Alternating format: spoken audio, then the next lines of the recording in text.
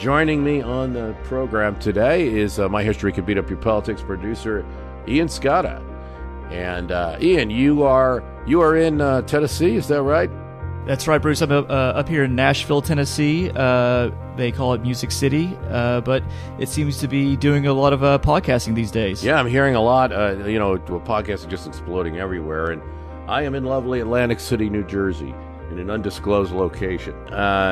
So much going on. I've done a lot of podcasts about different historical topics, tariffs, impeachment, things like that, general topics, and I haven't had much of a chance to kind of just catch up. You get your good sense of the everyman. You probably have questions.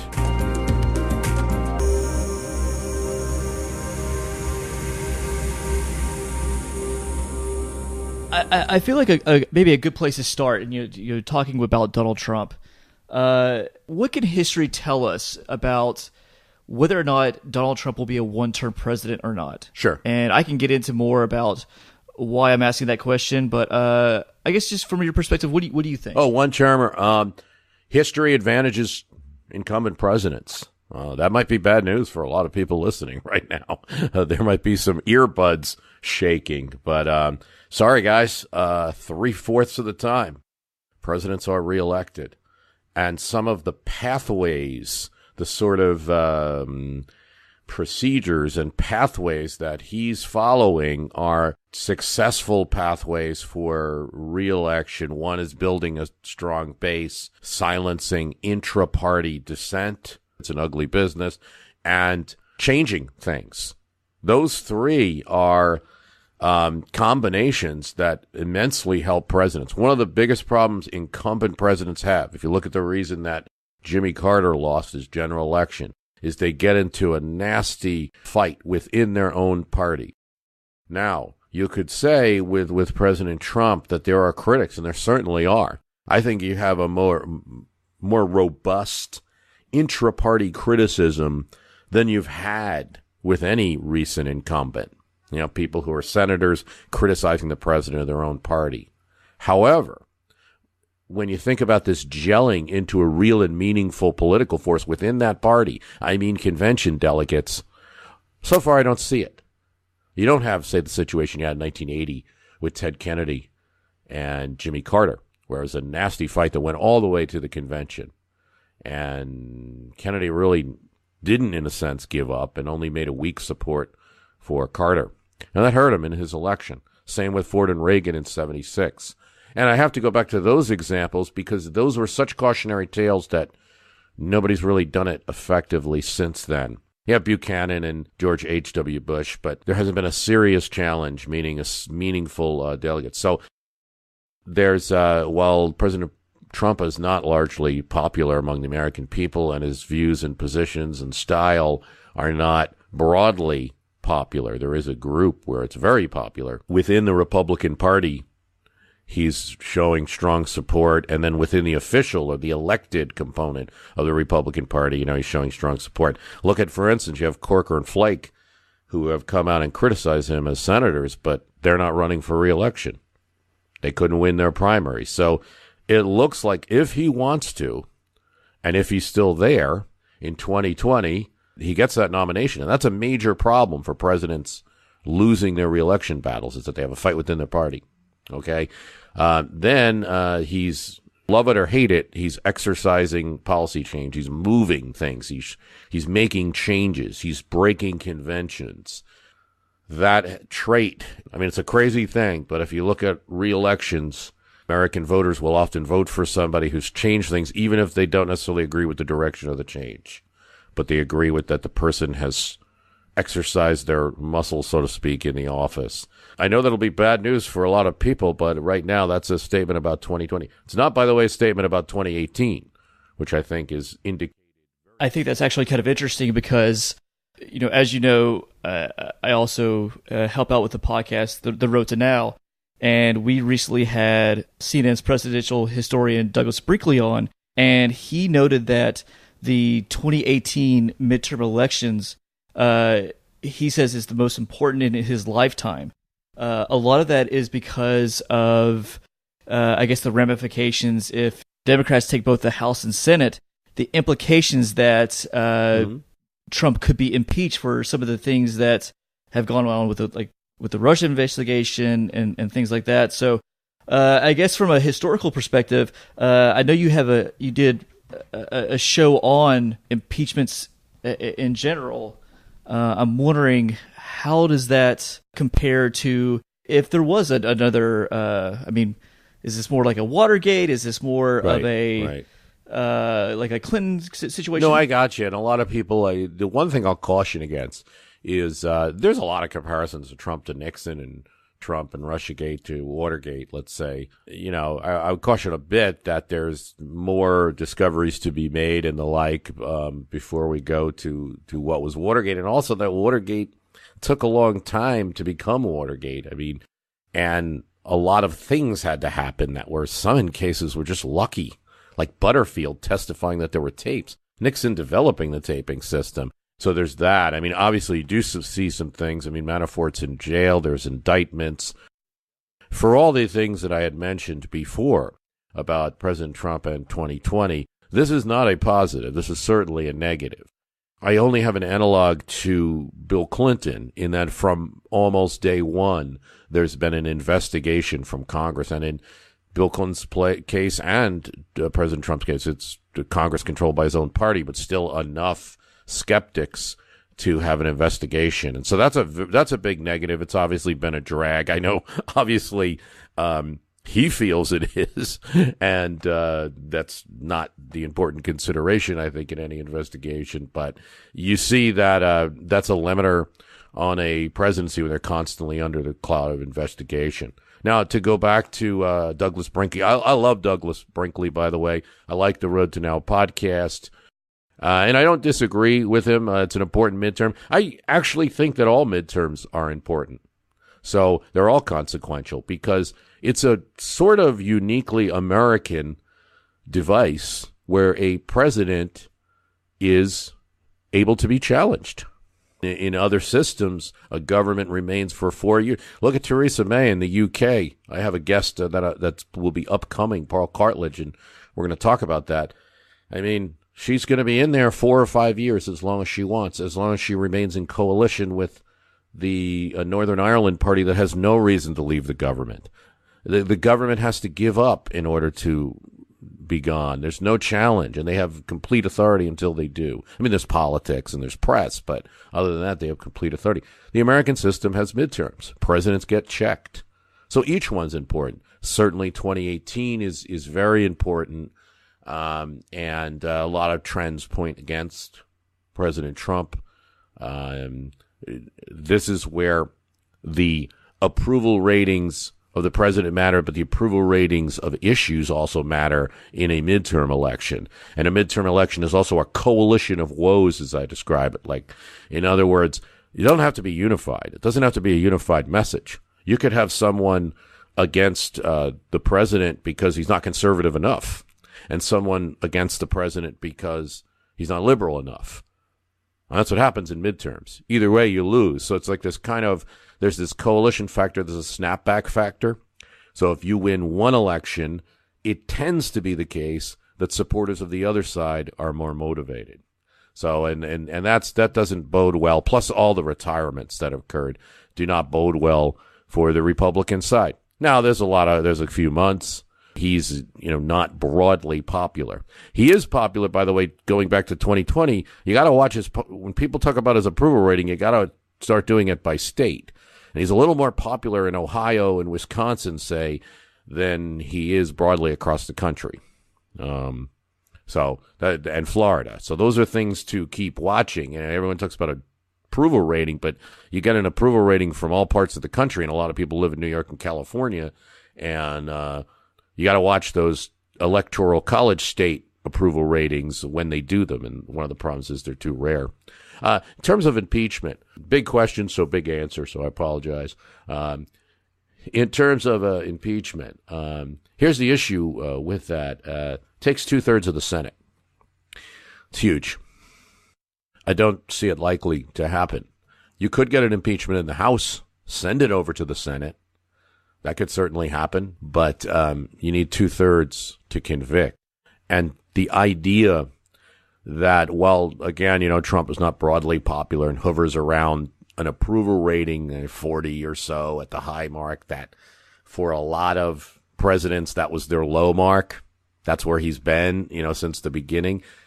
That's still enough to ensure that 1/3 of the Senate is going to be wildly in support. It's not just going to be that they're, well, I guess I'll vote for you or something, or put an Air Force base in my district and I'll vote for you kind of thing. It's going to be wild support, because in the areas that those senators represent, the states, he'll still be popular. And under an impeachment battle, there might even be a reverse trend. Now, that sounds, if you're on the progressive or on the left, that sounds pretty dreary from, this old history guy talking about how you'll never get what you want. But that impeachment isn't the be-all and end-all. All right? One of the things that, and the reason that control of the House is so important, is you have control over investigations. Investigations is a legislative function. In order to legislate, Congress has to know what they're legislating and investigate. So they have investigative powers. There's limits, but they're almost unlimited. The Trump administration would be subject to a series of investigations stronger than the ones that are being done now. Even if the Democrats capture the House, it won't be a fun series of years for the president. And I will hold out in contradiction to what I said earlier, while there's a general trend for reelecting presidents, obviously, subjecting an administration to that level of investigation can uncover things. Happened in the 1980s with the Reagan administration. It happened in the 1870s with the Grant administration. The scandals that were uncovered during his administration for somebody who's otherwise a war hero and did have a lot of good parts of his presidency were the result of House congressional elections where the Democrats won, and then began a series of investigations. And it covered certain scandals involving an assistant to President Grant that just looked horrible for him and hurt the Republicans. You have funding control, where if Democrats were to get the House, they're in control of funding. So, sorry, ICE, that's a great thing that the president wants to do over there with the enforcement, but, we don't have any money. That's what Congresses do.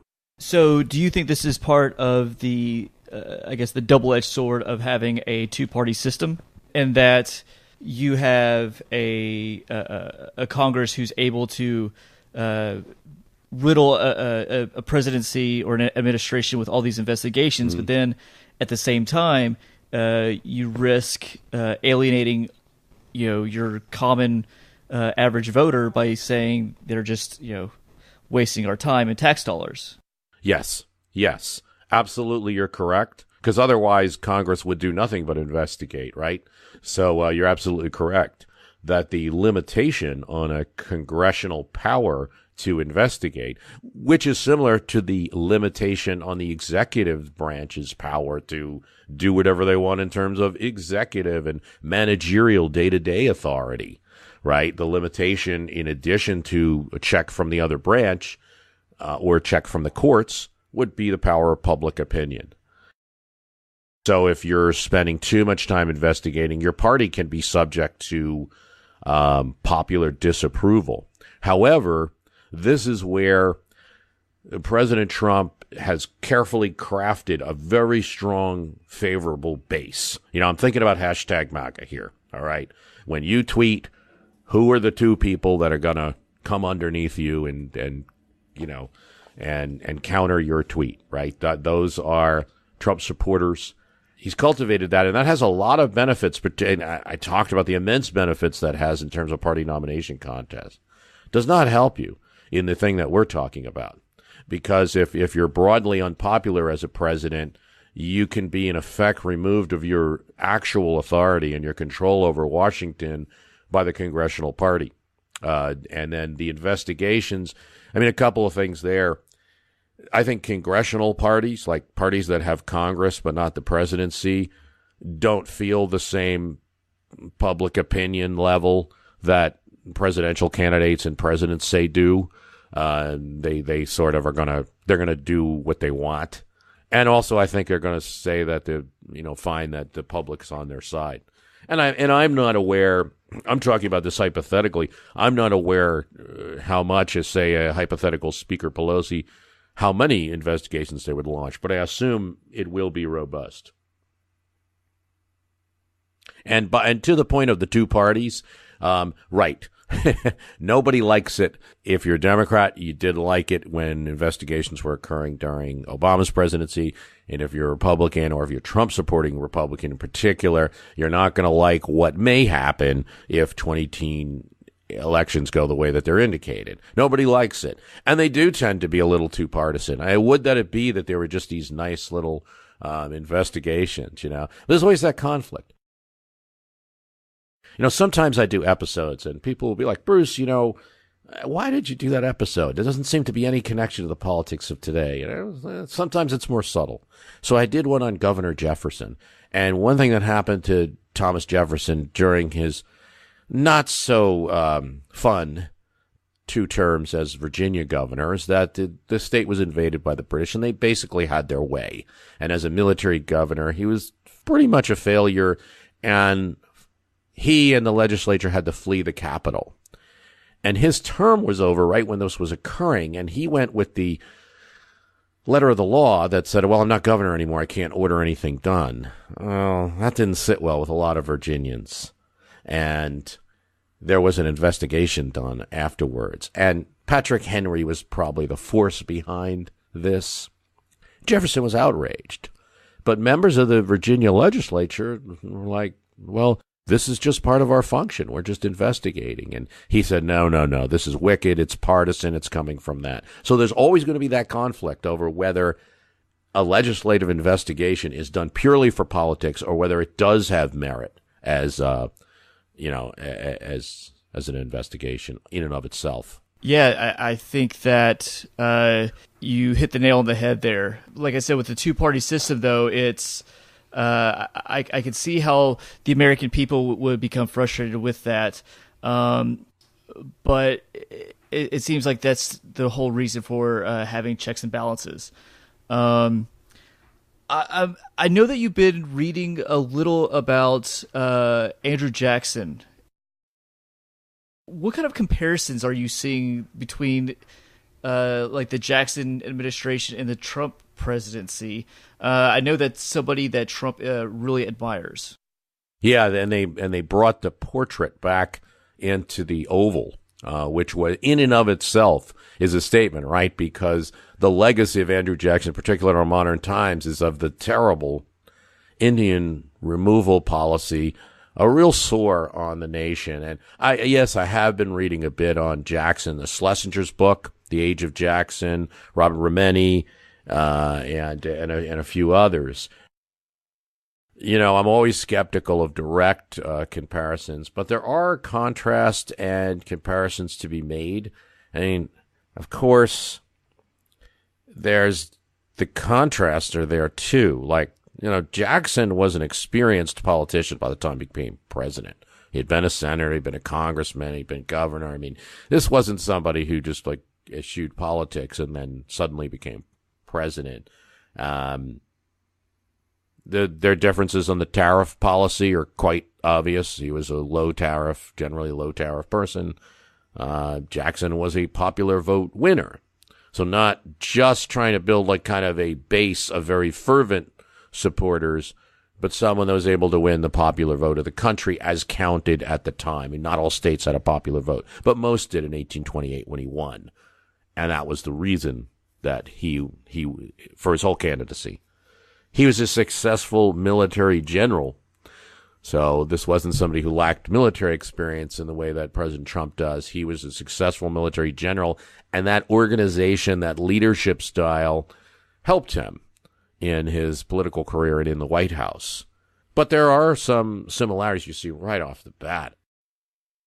Jackson talking about getting to Washington to clear the stables and Trump, with the drain the swamp. I mean, that mentality is almost identical, that there was this quote, establishment or corruption that probably was going on, certainly was going on, and that his election was some kind of great, clearing of everything, of all the corruption, and bringing purity to American government. I mean, that rhetoric is very similar. He was someone that always kind of hit back when he was attacked. Wasn't bothered by the trappings of presidency where his own honor or something he felt strongly about was involved. He attacked his own cabinet. I mean, he attacked his own vice president. He got into fights with cabinet members. He had one cabinet member, John Eaton. And the Eaton story is very interesting to understand Andrew Jackson's mentality. And Eaton had married the daughter of a tavern owner, and she was considered, by Washington society to be a person of low class, and they just snubbed her at all the social functions. And Andrew Jackson was so mad about it that he actually got involved politically with cabinet members who whose wives wouldn't invite Peggy Eaton to their house. This is just not something that a president would normally do, but that's how strongly he felt. His own wife, Rachel, had been attacked during the presidential campaign, rhetorically, and he didn't like that, and he felt that she should be defended. He even felt that some of the comments that were made about his wife, Rachel, partly led to her death. Yeah, he certainly did, and in Peggy Eaton saw kind of a appropriate substitute to defend someone that was still alive and that could be defended from this assault. He took it very, very personally. Martin Van Buren, his Secretary of State, a very good ally who kind of saw the Jacksonian thing, the trend, and said, he was a guy that had an Albany political machine in New York and kind of old-style Democratic politics in that state, but saw really quickly that there was this new thing, the popular vote, popular press, public opinion, and that the Jacksonian thing was working. And the people in the cabinet who were offending Eaton when the president didn't want it, he invited Eaton over and Peggy Eaton over and refused to do that. So he gained favor with Jackson that way. And guess who became Jackson's next vice president? He's the old magician of Kinderhook was a very smart guy. But other members didn't, and they were punished. Calhoun, Jackson got into a very public fight with his own vice president, Calhoun. Some of it was Calhoun being an opportunist, too. There's a lot of similarities. One is the ability to be unconventional and not care about it. Jackson vetoes the Maysville Road, and the Maysville Road's going between two states. Now, previous administrations, had differed on how they felt about the federal government spending money on roads. All right, this would be the equivalent to the government spending of today. This was the internal improvements was the big battle on that front in the world of the Jacksonian era that we're talking about. But eventually, presidents like James Monroe would support federal spending for internal improvements. Congress would just assume. Jefferson vetoes this bill because he feels it's unconstitutional because the road was mostly in one state, in Kentucky. Now, like a lot of things with Jackson, there's a personal component. It's the state of his rival, Henry Clay. So he issues this veto. A lot of the people on the Jacksonian side, particularly Westerners who did support internal improvements, are like, why are you vetoing this bill? He didn't mind taking steps that might even fracture his own coalition at times. And he moved in very unconventional ways. When he took on the Bank of the United States and issued a message as to why he was vetoing the charter of the Bank of the United States, he engaged in a direct appeal by a president to public opinion and really turning the bankers against the American people. And people thought that was dreadful. How could a president do this? But it worked. And again, I think this is a key difference because the nation has changed so much. That's what's really changed when we talk about Jackson and Trump. I can give you a whole bunch of reasons why. Yeah, he's right to have that picture in the Oval Office. It just in the way that Reagan put Calvin Coolidge up and said, this is who I want to be. It becomes self-fulfilling in a little bit of a way. If you're somebody who's trying to be like Jackson, then there's going to be comparisons to Jackson, right? But let's not forget the obvious thing that has occurred, and this is what people get history and comparisons to today wrong, is somebody said you gotta be relative about it. So what's changed? Well, we're not in the age of Jackson anymore. We're in we're in 2018 America, and so at the time that we were in, that Jacksonian figure was very, very popular. It's a country that was young, demanded expansion. Didn't like the Bank of, it wasn't the Bank of the United States was probably necessary, but not very popular. Didn't like the idea that there was some corruption in the and it was still primarily like a farming country, looking for new land to settle and things like that. We're now talking about a nation of people that sit in front of computers, and a lot of people who are in things that are hard to describe to a Jacksonian. I mean, they're in like business development and partnership project managers and things like that. And we live in urban cities in large numbers, and we live in suburbs connected to those cities in large numbers. So I think, yes, there's similarity to Trump and Jackson, but also there's such a difference in the country today that you can be 100% Jackson and maybe be at 40 or 41% approval. Whereas he, if it was measured during a lot of his presidency, would have been in the high 50s, 60s. I'm kind of curious to see what some of our founding fathers, what they could have said in 140 characters or 280 characters, whatever it is now, or less. Well, some of them did have little pithy quotes. Ben Franklin could have done it.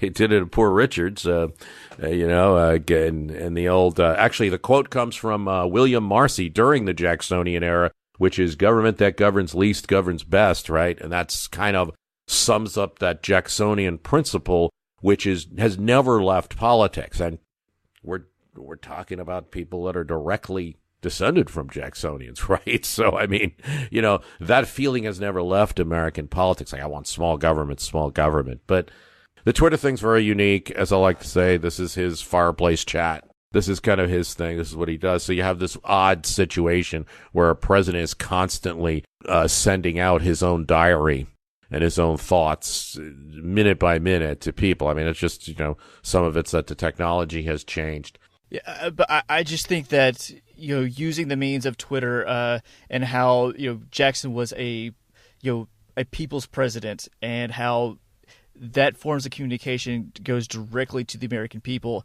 It's really something to think about as far as messaging with, politics in general, and just the way Trump. It's another comparison there with him and Jackson. Bruce, I think that one thing that I think is really funny about these two, characters, is that, Trump famously said that he could shoot somebody in the middle of Fifth Avenue and not lose a single vote. Jackson actually shot people, and I don't know how many votes he lost as a result. Right. Well, there's the famous episode where he's at a funeral, and someone comes up and fires a pistol at him, and it misfires, and he pulls out his walking stick. And it's a case where, now the Secret Service protects the president. There, the guards were protecting this man from the president, because otherwise he was probably going to kill him right there. And he had many duels. He still had musket balls in his body from duels that he had participated in, and that was the way he was. It wasn't uncommon, especially for a Westerner at that time. One more point about the Twitter, by the way. You're right about that. Would you say that the President Trump uses that to tweet with people? I've heard from people that do support him that this is their connection. Like, they get their news from that tweet. They know that news is authentic. Now, it's like I suppose the Greek way would be to say it's an appeal to ethos. The person is authentic because I know it comes from the person. I trust the person. I trust that message. It's not true of all America, but that's true of a group of Americans that support him, right? Jacksonian way was very similar. there were a lot of issues, and Jackson, this is similar in a way, sent out a lot of messages about key issues of the day, slavery, tariffs, things like that, in a lot of different directions. But the one thing that unified that group was Jacksonians. And within the Democratic Party, you had people like Calhoun trying to kind of go in a different direction and maybe create a Southern party, which he sort of did eventually. But they realized that we have to get on the Jackson train, in a sense, the way people are talking about the Trump train. Like, because the Jackson himself was a unique brand. I think it benefits President Trump doing the tweets. I'm starting to come to the conclusion. Believe me, I think some of them are silly. He needs to, if I was advising him, I'm telling him to stop doing the 3 a.m. stuff. Stop just, attacking every person that you have a little rivalry with. That's not what I'm talking about. But I think more people should do a little bit more of it, maybe not in the same way. But for instance, I look at 2018 and look at Pelosi. All right. Speaker Pelosi is going to be the Newt Gingrich of this election. They're in the Republican ads. They're going to have the person's face morphing into Nancy Pelosi, and Nancy Pelosi is being used as a symbol of Washington and been there forever and kind of things. No new ideas, or liberal, whatever, San Francisco. In response to that, it appears to me at least that she's sort of disappearing and trying to stay out of the spotlight. That's a negative in my opinion. It's politics. You have to keep playing in the game and getting your message out. And so I think for all that, he doesn't always do it well, that's for sure. But to say that tweeting hasn't helped him would be ridiculous. The guy's in the White House. Now, with anything Andrew Jackson, before we start celebrating him, I'll give you a positive and a negative for Andrew Jackson. How about that? The negative is obvious, and that's the policy of Indian removal, which I would love to say that it was only for modern years that that issue mattered, right? The past is different, but the thing is, that was an issue that was debated in its time, and there are many people against the Indian removal policy in that time. So that's an issue where we can't just look at it like, back then everybody felt that way. Absolutely not. There were huge petitions against the Indian removal policy, particularly, and I know Road to Now podcast, you did a great episode on the Cherokee Nation, particularly with the Cherokees, because they're the most established and kind of defined nation, and the nation that had interwoven support with the white part of America, if you will. I mean, so that was a real blow. I mean, that was a policy that a lot of Americans are against. And the beginnings of the abolitionist movement are rooted, some of the same people are rooted in the defense of a non-white group in the Indian removal policy. So that's a terrible stain on Jackson, and it should be. What he did was horrible, both in the official federal government policy and also, and you see this so often, with the kind of thing he would do is say like, well, I have to do this federal policy because the state's going to treat you worse. And it's true. The states of Tennessee and Georgia were out for blood for the Indians that were in their territory. They wanted that land, and they wanted the land that would become Alabama and Mississippi and become plantations, right? They were, so the Indians were going to require not just to not be removed by Jackson, but actually to get protection from the federal government. And he obviously wasn't interested in that. And he deserves a bad stain for that. Should never go away. And that's why putting him back in the Oval Office is a little insulting, frankly, right? And I say that as the history guy. I look at all the presidents. I don't mind studying any president. I'll talk about any president, whether they had, whether there were some bigoted views about non-whites or not. And it doesn't mean we have to celebrate him. On the positive side, guy was a unionist. There was a nullification crisis where South Carolina was going to secede. He threatened, not on my watch, I'll send the army in. And he confronted his Vice President Calhoun directly. And later, these same characters would be the secessionists of 1860. One of the things that's forgotten about him, Jackson, is his farewell address. He had one just like Washington, just like Obama did, and Eisenhower. And the bulk of his message was about the breakup of the Union and how he was against it and how he had to remain as one country, North and South. And so, there were people like Daniel Webster who hated him and everything he stood for, but were defending him on that issue. So there's your positive and negative about Jackson. But I tell you, we could go on and on about, especially the comparison of these two individuals. I would love to kind of pick up sometime, and because I still want to ask you about incumbent presidents, and we need to talk about James K. Polk. There's just so much because Andrew Jackson he's on the $20 bill. He's held in this esteem, but you compare him to another Tennessee president like Polk, who did just as much, if not more, in one term, but doesn't get as much credit. So that's always been interesting to me. Well, I don't think Polk would mind. He was a strong Jacksonian, and everybody looked at that example. Even Lincoln used Jackson's example. And one of the things I'll very quickly just talk about is that in the age of Jackson is that it really was an age, and so much else came out. For instance, abolitionists. See, Jackson didn't have a monopoly, as it turned out, on popular expression. Abolitionists, for the first time, started expressing themselves. The Whig Party, founded in reaction to Jackson, even though they had some aristocratic and elite tendencies, also decided that they would appeal to public opinion. And a lot of the roots are in the Republican Party today, even though not on every issue. All of these groups came out during this time, and it was even the people that despised Jackson were like, God, the right thing to do is to appeal to the people and get your message out in ways we didn't think about before. Abolitionists started sending pamphlets down to South Carolina to every household in Charleston, much to their chagrin, getting their message out. And I think if there's any positive to what's going on today, look at the amount of viewpoints in people, the resistance and libertarians being more expressive, classic liberals being more expressive. I hear the beginnings of a Whig Party starting again. Everybody now is like, hey, if that guy can do it, I'm going to do it too. So that happened in the Jackson era, and maybe that could happen again. Wow. Yeah, that's a great way to look at it. Yeah, a lot of influence there. Hey, thank you so much, Bruce. I really appreciate it. You got it.